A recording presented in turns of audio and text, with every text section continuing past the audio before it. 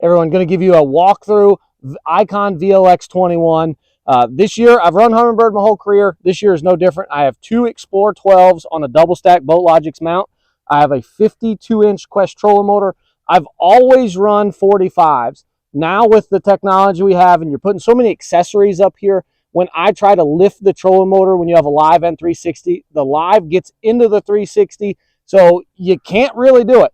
What I did, put the 52 on. I now have adjustability. I can lift the trolling motor up if I want to. I can hire it up. You get in big rough water. Guntersville gets rough. We go to St. Lawrence River. If you fish up north, anywhere where it gets rough, Rayburn, you want your trolling motor to stay in the water. A lot of times when it is rough, it's coming out of the water. You're not really getting a good bite. You can't move around. I think you're making way too much noise. So 52 to me is the way to go now.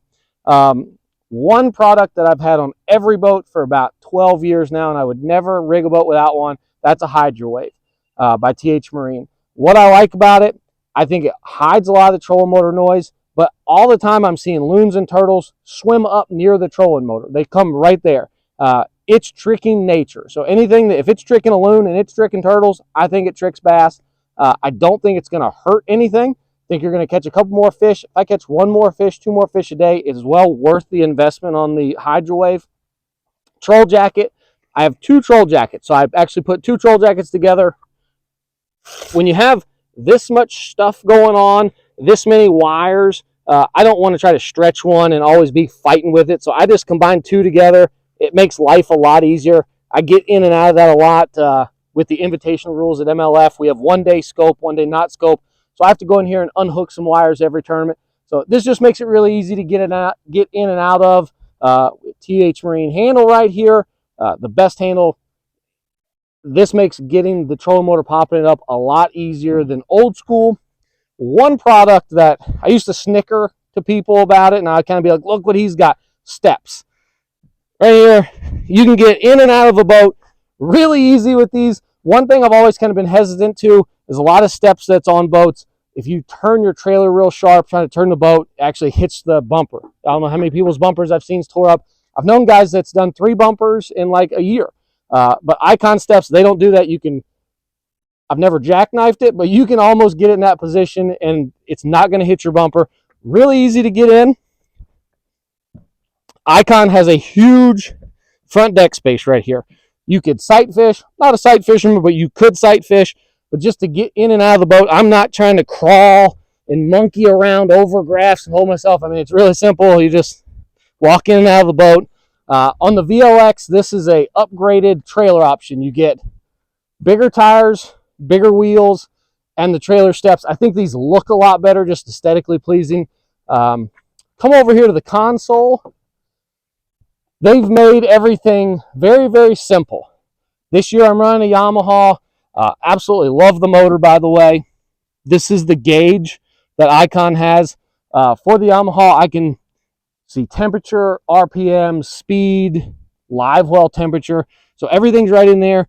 There's the jack plate gauge from TH blinker system, trim, and jack plate either side. I have 2 Explore 12s on a BoatLogix mount. The live well features. So right here, this is open and closed. It might be hard to see, it's kind of tucked in. Closed is when you're going to fish a tournament. You put it on closed. Here's the plug. Every day I just take it out. Next morning I'm going to start fishing, put it in.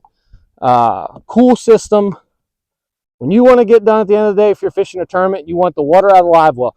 No more fighting with your bag, trying to put the bag down in the live well, getting the water out, or trying to dip the water over. Because a lot of times when you go somewhere where you're weighing your fish, the water quality might not be as good as it was on the lake. So with a simple push of the button, there's a pump out.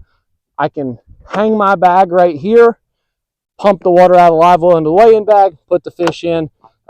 IKON has thought about everything on this boat for a fisherman, and that's why I like it. The live well system is really easy. You just press the top left button one time. That fills the live wells up, and then that keeps on your recirculates on a timer. It has a fish IV system if you want to, or you can just hit that second button down. That's just a recirculate feature. You can recirculate the pumps. On this side over here, these are your accessories for your boat. You have a horn, you have fans in the boat. You can add another accessory if you wanted a stereo system. I don't run a stereo. I kind of want the peace and serenity of fishing. And then you have your lights for inside the boat, lights for inside the lockers, and then your anchor navigation light. So everything's really simple, one touch, never fails. Come to the back of the boat here. I like 10-foot Raptors. I fish Guntersville 180 days a year, 170 days a year, guiding, fishing tournaments here. A lot of places on Guntersville and a lot of places in the United States, 8-foot Raptors are just too short. You're kind of like, if your graph says 6.7, 8-foot Raptors aren't going to touch. That's why I go to 10-footers. I can touch, if you're familiar with like the North Saudi flats at Goose Pond, I can touch anywhere on the flats. So that's why I've went to 10-footers. Got the Yamaha 250 Show. So far, the motor's been incredible. All my friends that's run them, they kind of talked me into this. I've ran another brand for a long time. So Yamaha Show, love the motor. TH stop sticks for the motor. This is one thing I did put this year. I put a leash on. I don't drive, and I don't drive in sketchy places, but just knowing things that happened last year in a couple big tournaments, people hit floating things, rips their motor off. So I never want to have that peace of mind to put the leash on this year. Hopefully I never need to use it, but if I do need it, I got it. TH jack plate. I've ran TH jack plates for years. They're the quietest, fastest jack plate on the market.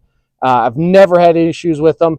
And one thing about jack plates, a lot of people always talk, you associate jack plates with shallow water. You hear people say, I can get it up on pad in 1.5 feet, 2 foot in Florida. That's why you need a jack plate. The more I mess with boats, learn about boats, this thing, in my eyes, is more about boat performance. I can put this jack plate with the Yamaha on about 16 on the plate, on the gauge, and that's where its max performance is, max speed. If I was to lower it all the way to 0, the boat's not going to get near the performance, near the RPM. So jack plates definitely help you get a better hole shot, especially in shallow water, but also it gives you better speed and just better performance all around out of the motor. So that's my boat, my VLX21. There'll be another video doing the whole inside of the boat, battery setup and everything on the inside, but that's the outside. Couldn't be happier. It's a move that I was very skeptical. I've been in another brand for a long time, and I'll never look back. This is the best boat I've ever been in, best fishing platform, best for guiding, best for tournament fishing, and I can't wait to run another one next year. So hopefully we can outdo next year's boat, but I don't think so. This VLX21 is the best boat I've ever been in.